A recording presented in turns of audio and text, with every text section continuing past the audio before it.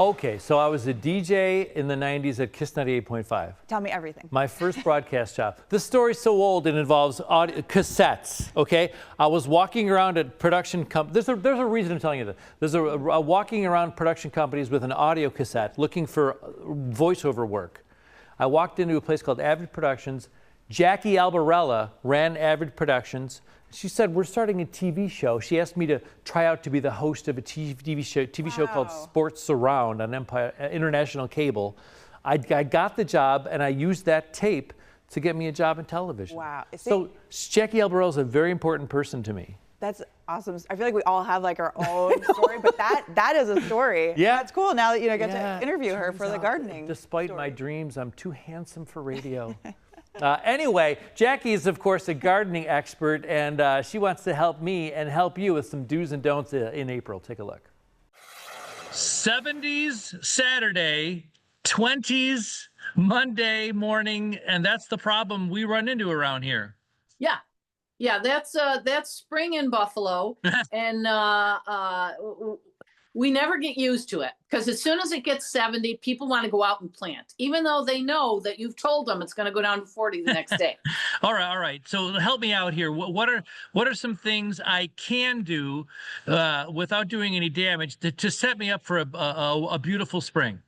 Well, the first thing is, with all the rain we've had, if the grass is wet and your beds are wet, don't work in them because you're just going to end up compacting the soil, which it's going to make that soil be like concrete later in the year. If it's not too wet, now is a great time to fertilize and overseed your lawn. Okay. Now is a great time to go out and clear out your flower beds, get the leaves out of the flower beds. Take a look at the mulch. You can actually start to mulch your flower beds again. And in the vegetable garden, you can start to plant cold weather crops, beets, lettuce, carrots, peas. All of those things can actually go in now. And if it gets cold, it's not going to bother them. What is it too soon to plant?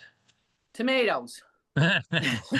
Everybody's going to go into the greenhouses, and there's tomato plants already there that look big and beautiful, and they're going to buy them. And we're going to get a 70-degree day, and everybody's going to plant them, and then they're all going to not make it. What about those annuals, my little petunias?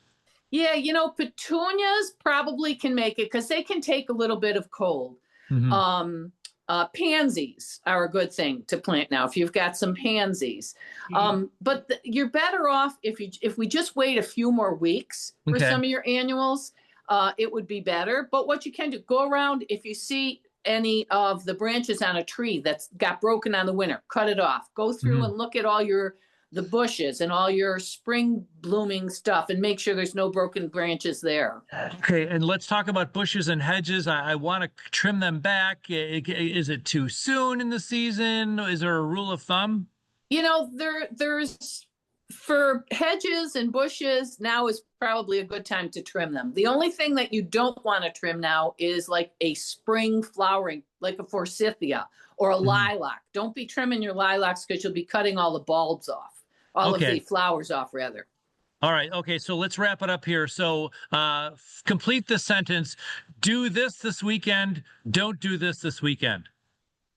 If it's dry enough, go plant some peas and lettuce and stuff in the vegetable garden. Work on your lawn.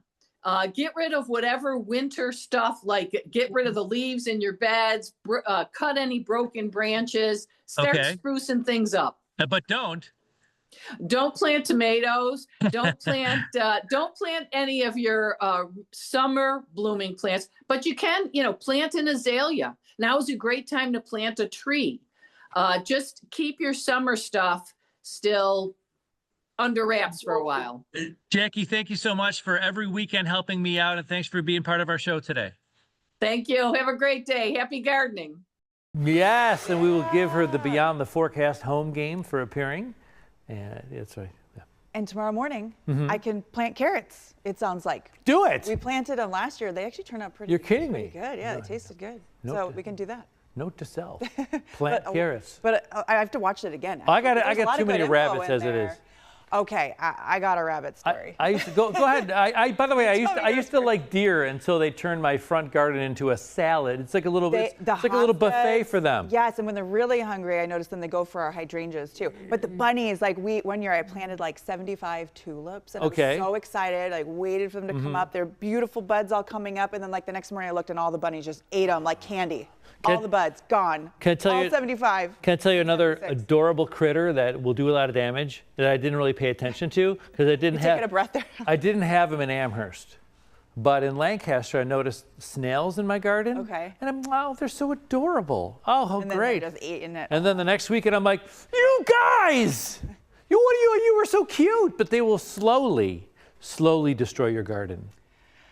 So the next question, the follow-up question. Yeah, sure, go ahead. I was going to say the next follow-up question we have to ask her then is what can we do to prevent all of that as much as possible? Oh, on part 2. So maybe that's part 2. Of Beyond the Garden. But you know what makes me want to start gardening and planting is when the cherry blossoms start blooming. I took this picture this morning in our neighborhood. I mentioned it, that we have the bloom happening just a little inland. And here's the picture. I kept telling you, Kevin. Oh, yeah, you did. These are the snowdrops. You asked about it. I told you. I took a picture. This is them. So these are the first to come up, usually in the spring. No. And then daffodils in our neighborhood are the next ones, and then the lilies.